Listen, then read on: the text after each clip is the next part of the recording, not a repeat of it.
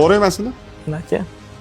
Bilasizmi bu nima brendligini? Konkurensiyasi nima buni? Pepsi. Sen yaqinlashdingiz. Yana variant yo'qmi? Fantili bo'lsa kerak emas. Fanta o'ziniku-yu. Buni konkurensiyasi mana shu oddiy qora choy. Osh bilan choy ichgin deyaptimi? Yo'q-a.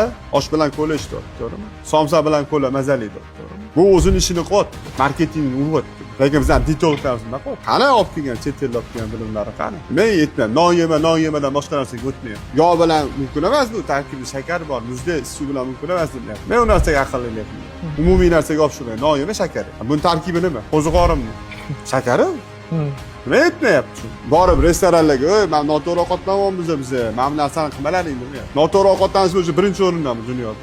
Faqat nonga olib olgan umumiy shakar yema. Yet nonma et yetdi-ku nonma. Somsa bilan, bu bilan yesang zo'r bo'ladi. Mana bilan yema bo'lmaydi, nima? Olib kelgan bilimlari qani deydi.